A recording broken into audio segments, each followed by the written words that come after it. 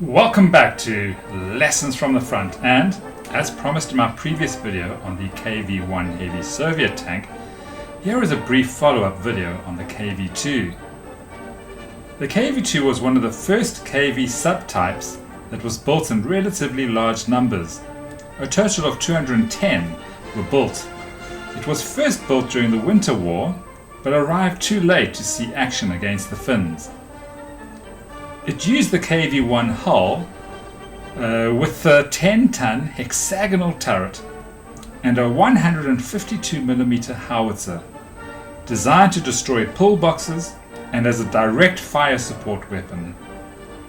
It was produced from 1940 until 1941, and just like the KV-1, was a shock to the Germans, who did not have a tank that could destroy this monster, and no AT gun of theirs, apart from the 88 Flak, that could knock out this heavy.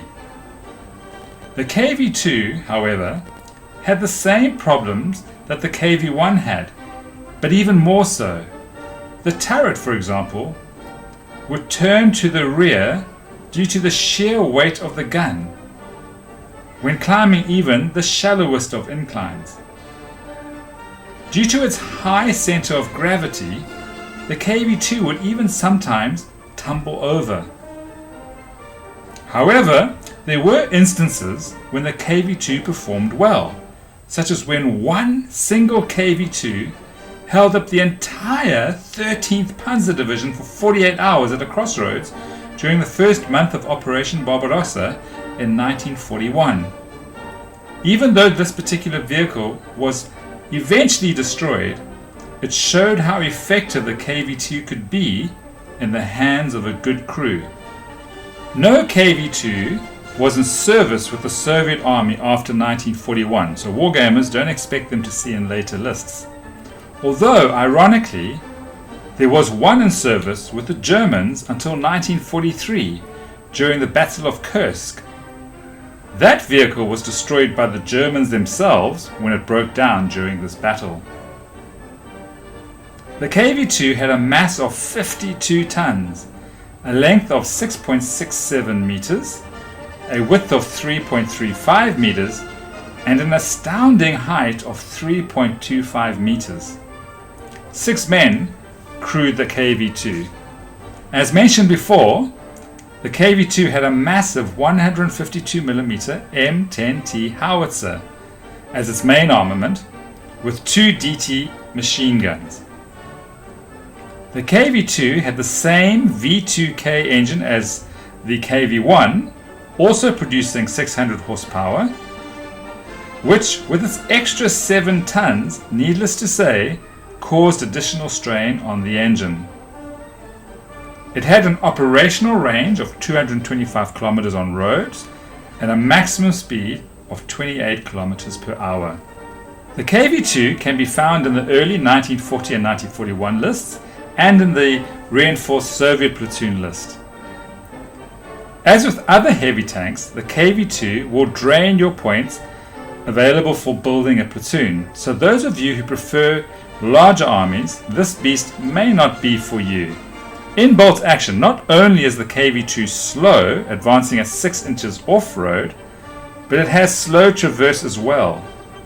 As you can imagine, with that 10-ton turret and massive gun, it was quite something for its gun to be rotated into position. So when using the KV-2 tank, slow traverse means that your KV-2 cannot be given an order until at least one other unit on the same side has already been given orders, whether successfully or not.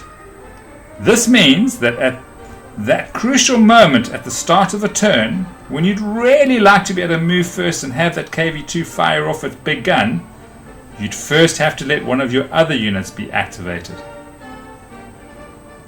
When your KV-2 does get to fire that big 152mm howitzer, your AT shell gets to use a whopping 4-inch template.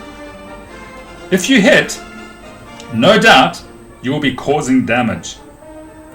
Something to note, however, when firing indirect shots, is you'll need to keep your KV-2 model outside of 30 inches of what you're shooting at.